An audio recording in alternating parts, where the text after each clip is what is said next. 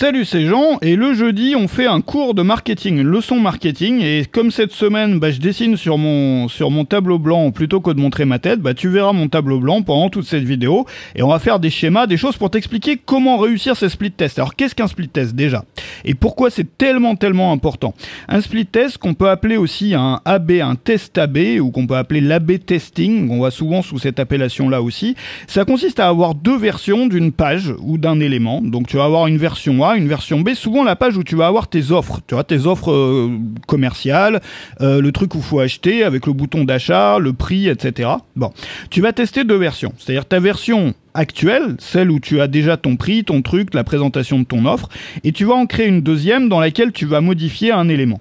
Donc par exemple, tu vas modifier soit le titre, soit tu vas modifier la présentation de l'offre, soit tu peux modifier encore autre chose, et tu vas envoyer automatiquement 50% des visiteurs sur la version A, 50% des visiteurs sur la version B. Ce qui va se passer, c'est qu'ici, ça va être envoyé aléatoirement. Donc tu as un truc qui va envoyer de façon aléatoire, quand il y a un visiteur qui arrive, au hasard, il va arriver sur la version A ou sur la version B. Et les systèmes de split testing vont installer un cookie sur le navigateur de la personne pour faire en sorte que je sais pas s'il y a quelqu'un qui s'appelle Jean-Pierre là qui est là, tu vois, et qui a été aléatoirement tiré au sort pour voir la version A. À chaque fois qu'il va revenir sur le site, il va continuer à avoir la même version. Voilà. L'idée, c'est de voir quels sont les résultats. Donc, de savoir si, par exemple, ici, on va avoir, je sais pas, par exemple, 3% des gens qui vont acheter le produit et qu'ici, on va en avoir 2%. Si, on va dire par exemple qu'on en aura 3,5%. Si c'est le cas et qu'on en a 3,5%, ça veut dire qu'on va pouvoir enlever la version A et puis créer maintenant une version C dans laquelle on va essayer encore d'améliorer la chose. Peut-être pour, au lieu d'avoir 3,5%, d'avoir 3,7%, 3,8% des gens qui achètent, etc., etc. Et donc petit à petit, tu vois, sur la durée, sur la continuité, d'avoir une activité qui, split test après split test, tu vois, s'améliore, et où les résultats s'améliorent, et où on augmente ses revenus, et le nombre de ventes, et le nombre d'inscriptions, et le nombre de trucs, à chaque fois qu'on change quelque chose, ou qu'on teste quelque chose. Alors, il y a beaucoup de tests qui sont pas concluants.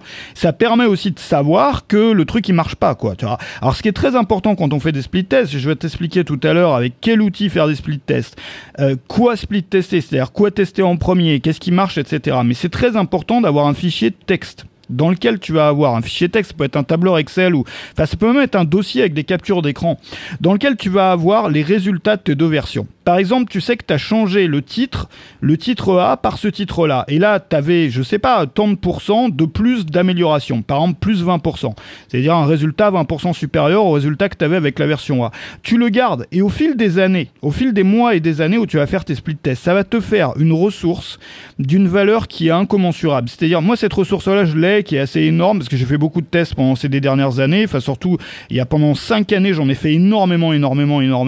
Du coup, tu sais que tel mot en français marche mieux que tel mot pour convaincre. Tu sais que la façon de présenter tel truc de cette façon-là marche mieux que cette autre façon. Et tu as testé tout ça.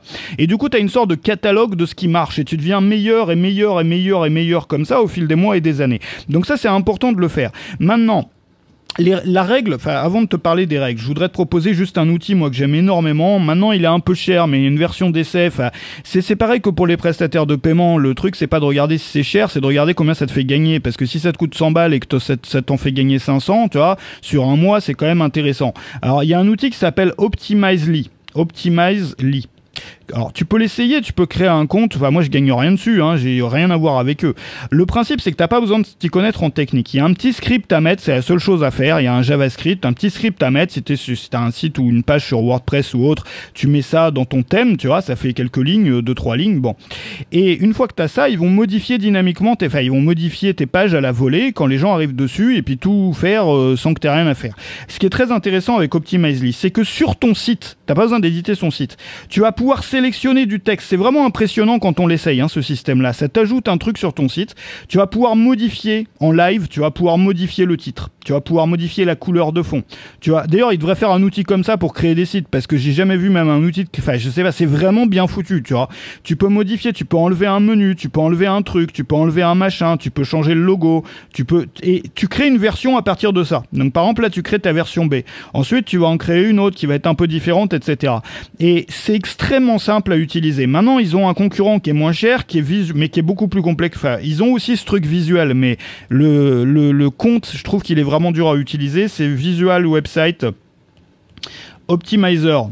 Donc ça a été renommé maintenant.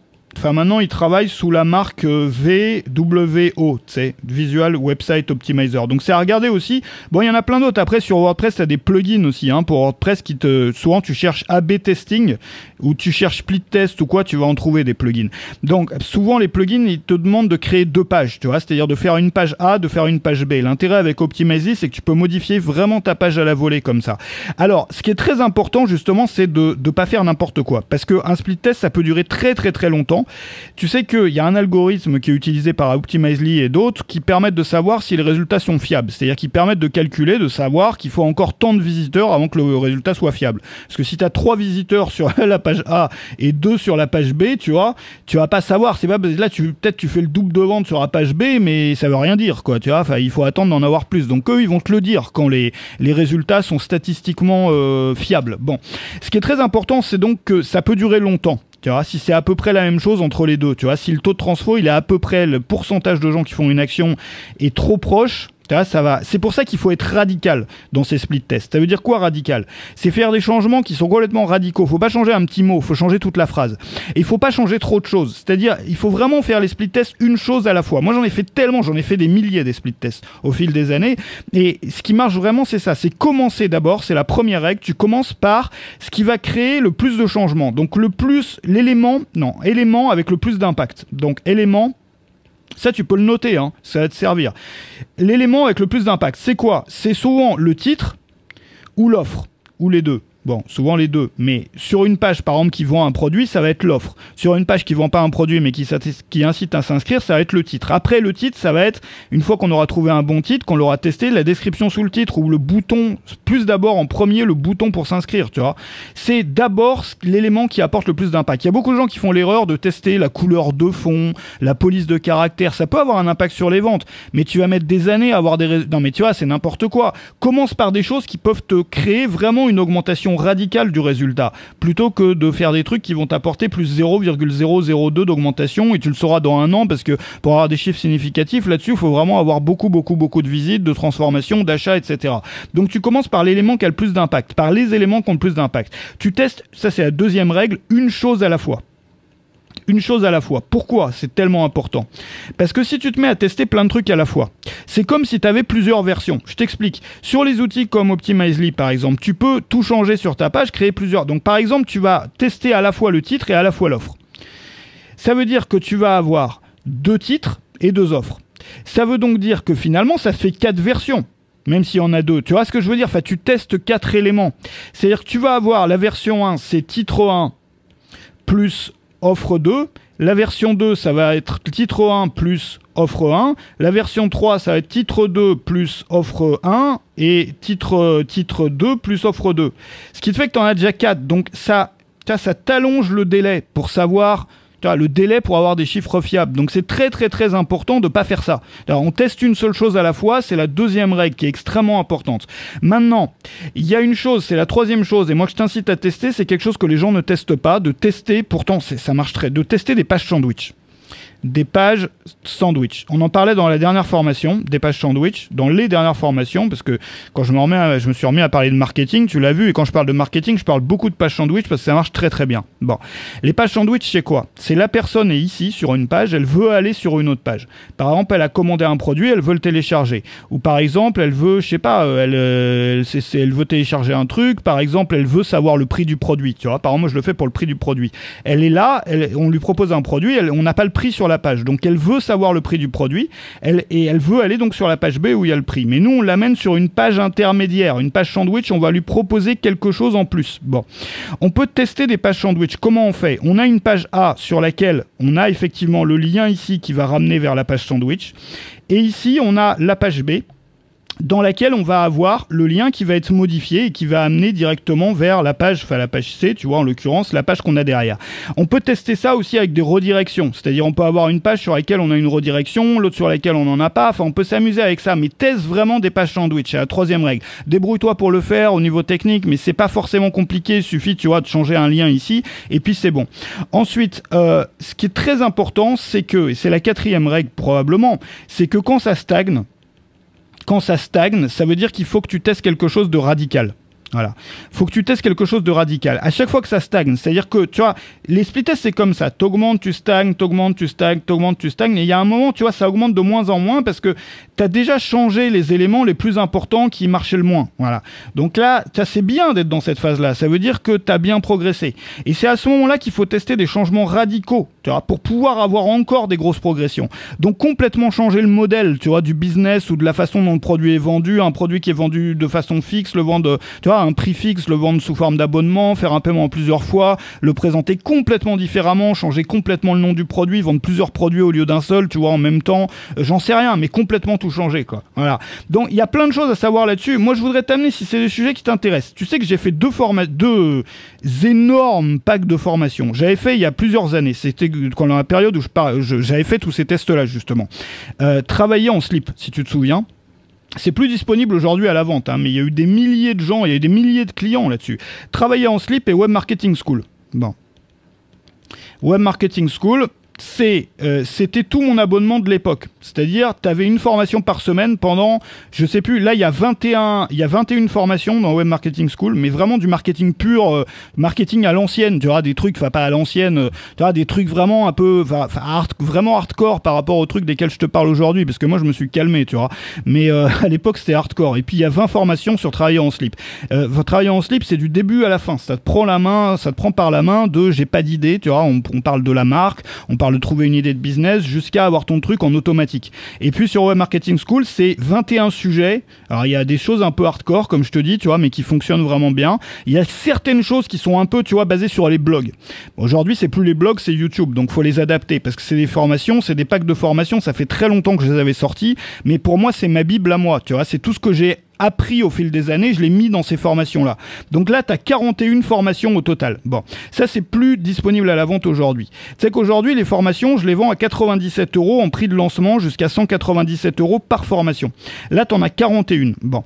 Et au lieu de t'en revenir à 197 €, ça va te revenir. Alors bon, je peux pas faire ça pendant très longtemps, mais vu que je me remets au marketing, j'avais envie de ressortir ça pour les gens qui s'y intéressent et qui ont envie d'avoir accès à toute la base de connaissances qui peut être un peu nécessaire pour suivre les contenus qu'on va faire jusqu'à maintenant. Enfin, tu vois, à partir de maintenant et vraiment pour progresser et se mettre en route, ça va te revenir à moins de 6,70 € par formation. Voilà.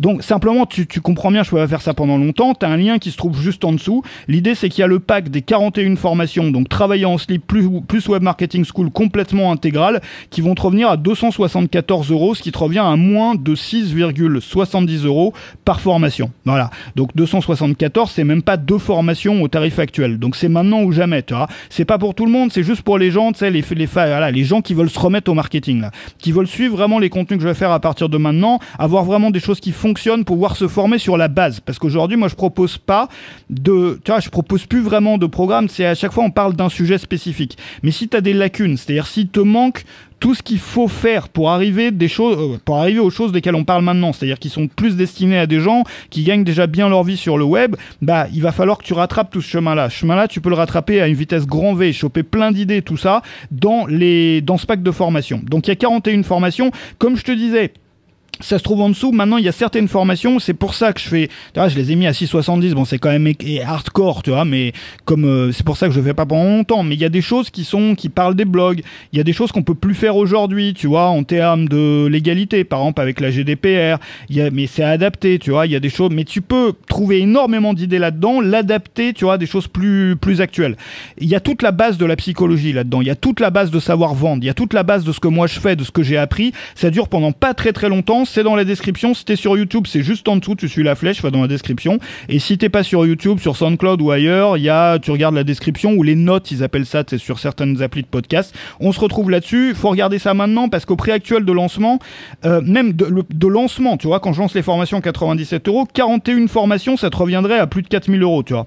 Là, ça te revient à 274, c'est-à-dire moins. Enfin, tu vois, je vais pas te faire la promo du truc. De toute façon, j'ai même pas envie de la faire parce que ça s'adresse à des gens, tu vois, qui. Enfin, c'est pas pour tout le monde. Tu vois, encore une fois, il y a des trucs qui sont plus anciens, mais c'est la base de la base. C'est la formation de base. Tu vois, si tu veux appliquer les techniques, si tu veux savoir d'où je viens, si tu veux savoir comment je bosse, si tu veux savoir, tu vois, avoir tout ce qu'il y a dans mon cerveau là quand je fais tout ça, ça se passe là. Tu vas voir toute l'évolution de la chose. Tu vas voir comment on crée des formations, comment on les vend, tous les détails des trucs desquels on. Aujourd'hui, ça serait même choquant d'en parler, quoi. Des trucs un peu, tu vois, enfin, je vais même pas en parler là parce qu'on est sur YouTube, ouais, mais tu vas trouver tout ça dans la formation qui est en dessous.